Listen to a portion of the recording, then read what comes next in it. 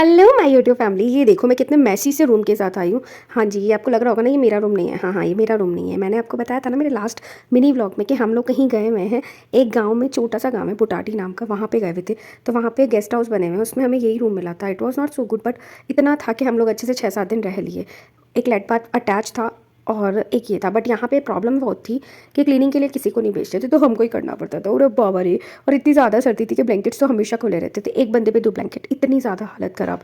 और उसमें भी हम लोग सॉक्स और ये सब पहन के, जैकेट तो नहीं पहन के सोती थी, सॉक्स तो हमेशा से पहन के सोते थे। ये देखो मैंने सबको बाहर निकाल दिया, मतलब मेरी मम्मी और मेरी बेटी को। और उसके बाद मैं क्लीनिंग कर रही हूँ। थोड़े से हमारा सामान भी था, ब्लैंकेट्स भी थे। देखना कितनी सारी ब्लैंकेट में समेटने वाली हूँ।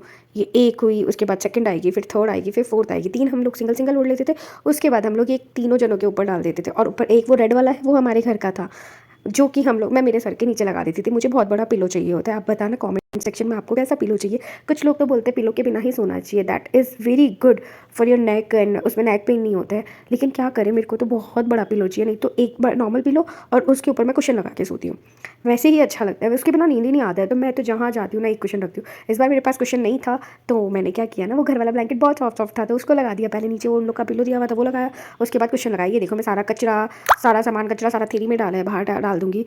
और बाकी सारा सामान एक साथ किया है। बाकी जो भी हमारा लगेज था, बैग्स थे, उसको सबको एक तरफ करके नीचे वाला बैग ये देखो हनुमान जी के जैसे मैंने बैग उठा लिया है। हाँ, बट ये तो भारी नहीं था, ये बहुत लाइट वेटेड था, बट इसमें बहुत ज़्यादा कचरा था, इसके नीचे भी बहुत ज़्यादा कचरा था, तो मुझे उठाना ही पड़ा।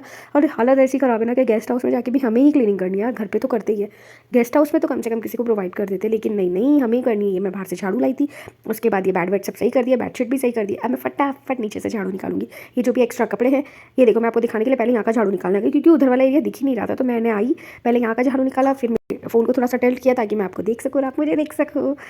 और उसके बाद देखो ये मैं गई उधर। कितना दिखावा होता है ना वीडियो के लिए, कितना दिखावा करना पड़ता है, लेकिन आप सबको दिखाना भी तो पड़ता है। आप बताना, आपकी देख रहे हो ना, मैं इतना जल्दी जल्दी नहीं कर रही थी, मैं बहुत धीरे धीरे करी थी, लेकिन मैंने थोड़ा सा फास्ट फॉरवर्ड किया हुआ है, इस वजह से इतना जल्दी जल्दी लग रहा है। लेकिन क्लीनिंग करने के बाद रूम बेचारा अच्छा लगता था। ये ऊपर जो बेड देख रहे हो, ये एक्स्ट्रा बेड है।